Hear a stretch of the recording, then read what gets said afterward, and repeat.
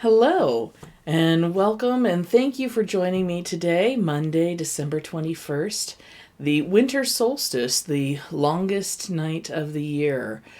And as such, I want to invite you, if you haven't already, to check out our Blue Christmas worship service.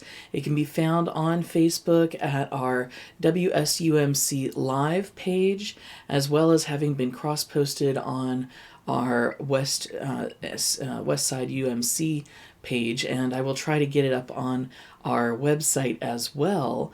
But especially in this year with COVID-19 and everything else that has happened, there are a lot of us who are just not feeling holly jolly or happy holidays or whatever the phrase is that you might hear from one another.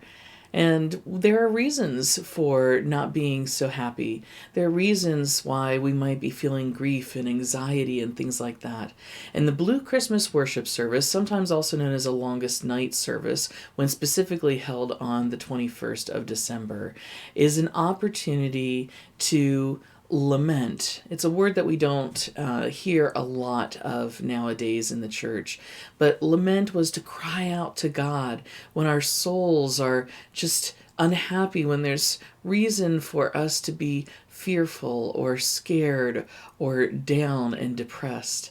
And so this brief service, about half an hour, is an opportunity for us to gather to acknowledge where we are emotionally and to cry out to God into the midst of this sadness and to just say, we love you, God, we trust you, but we also need your help. And isn't it great that God indeed is there to be with us in the midst of our sadness as well as our joys? Well, today, as we are thinking about joys, we have our Advent calendar, and so I'm going to pull that out. Let's see.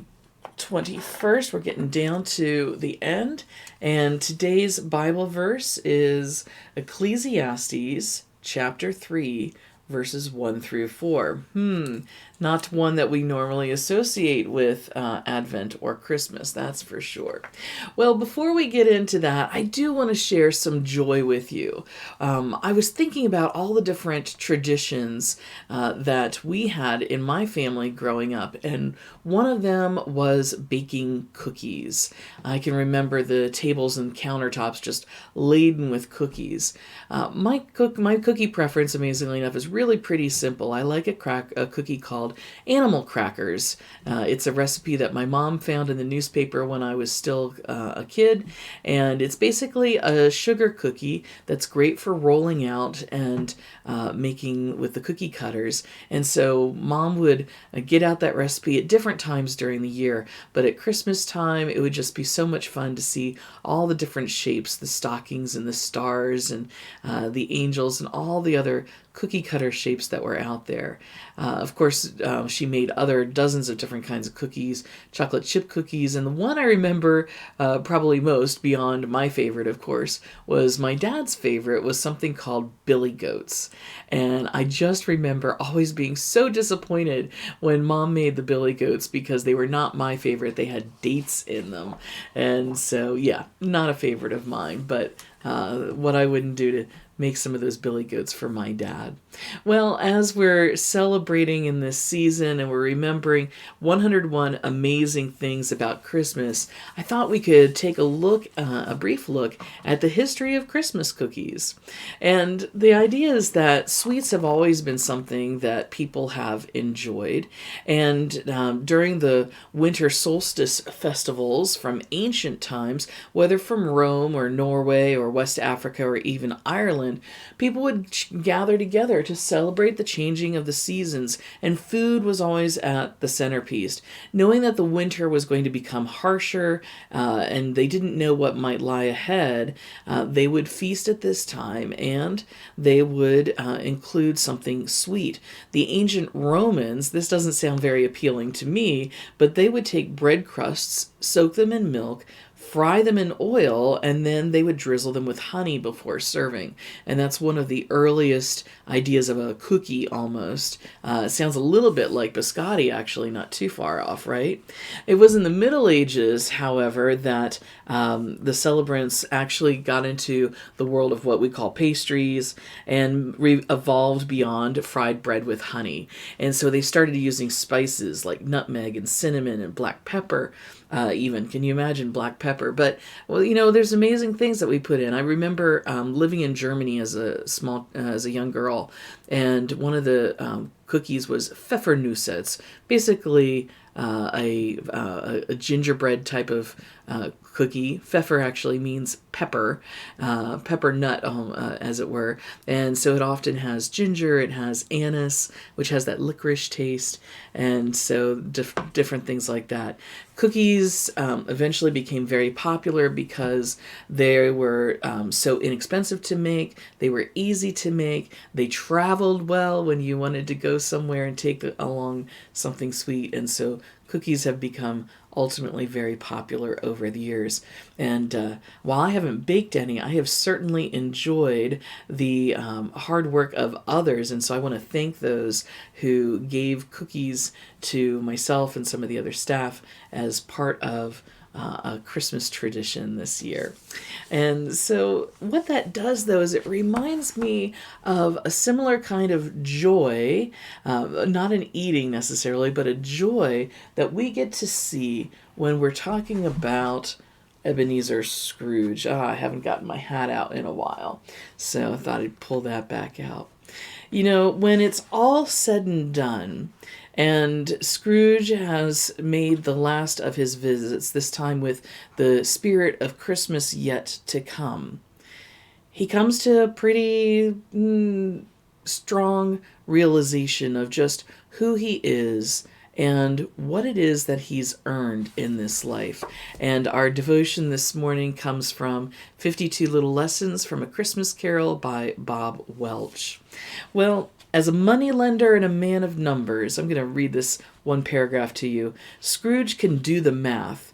He can add up the number of times he's shooed away solicitors for those in need, the scowls he's offered passers-by, the pieces of coal he's hoarded in his office while Cratchit warmed his hands by a candle, the mean-spirited comments he's fired at his nephew Fred, the ice-cold comments he's issued about the poor, and on and on. And what they add up to is this: a man who deserves no consideration, no favors, no second chances.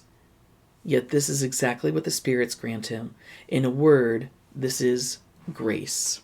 When we hear grace, sometimes we think of the prayer that's often said before a meal, but grace is the great gift of God, that we are loved and we are forgiven regardless of how much we have sinned. When we turn around, when we repent, when we reach out to God, God's grace is there to forgive us for all the things that we have done wrong in our lives. God is there to reach out and say, you can be forgiven when you choose to change your life, when you choose to acknowledge that I am God and you are not. Sometimes I have to remind myself of that when I look in the mirror.